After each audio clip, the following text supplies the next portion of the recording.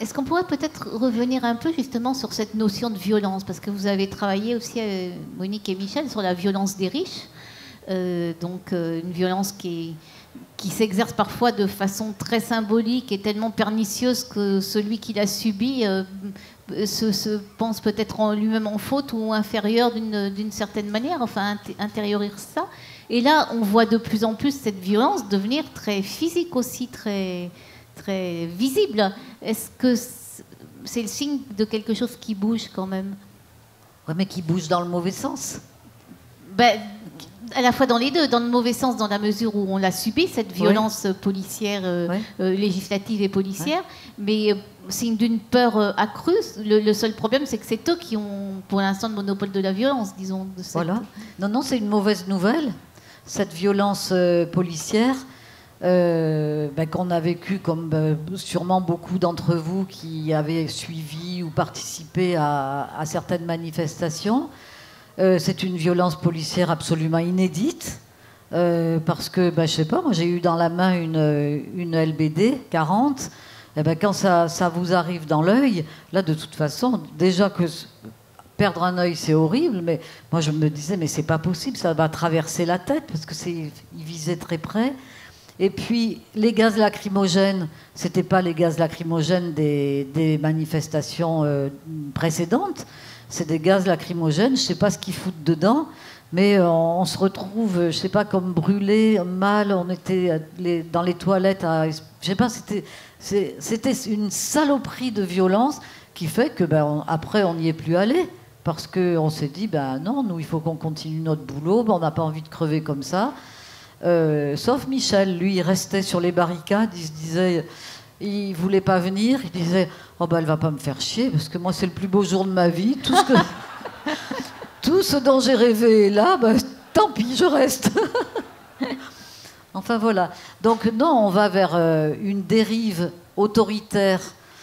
Je suis désolée, je sais qu'on me reproche quand je parle de totalitarisme et d'une dictature, mais très sincèrement, je le pense. Et c'est pas que je le pense, c'est que je suis capable de le prouver.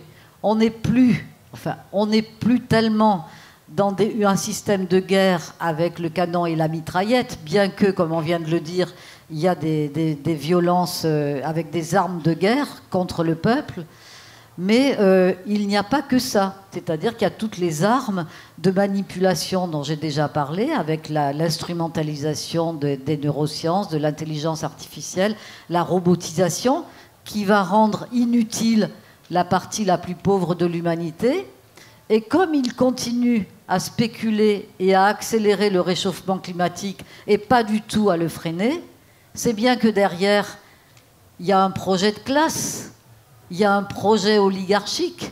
Et ce projet oligarchique, c'est de bien comprendre que le dérèglement climatique va permettre, et c'est pour ça qu'ils ont peur, et c'est ce moment-là qu'on a vécu au MEDEF et qu'on vit à cet automne-là avec les riches qui se disent on va leur donner quelques miettes pour les calmer, comme ils ont fait avec les gilets jaunes, parce qu'ils savent qu'avec toutes les canicules qu'on subit, le temps incroyable, la fête de l'humanité, d'habitude c'était toujours sous la flotte, hein, et maintenant c'est la canicule, que le dérèglement climatique va aggraver d'une façon exponentielle, d'une façon extrêmement rapide et irréversible, l'ensemble des inégalités à la faveur des plus riches et au détriment des plus pauvres. Et à ce dérèglement climatique, il faut corréler en permanence, dans cette guerre de classe, le processus de déshumanisation. Ça fait plusieurs fois que j'en parle depuis que je suis avec vous, mais ça, c'est très important à comprendre, parce qu'il transforme les êtres humains en forme d'esclaves, pour reprendre l'exemple de l'ubérisation, de Deliveroo, etc., sans protection, taillables et corvéables à merci, sans contrepartie sociale, et un processus de déshumanisation par le mépris de classe. Et je reviens à la première question de Dominique. Voilà, le mépris de classe d'Emmanuel Macron, ce ne sont pas des fautes d'Emmanuel Macron qui serait un petit peu jeune, hein, qui commettrait des impairs. Tout ça est absolument assumé, calculé.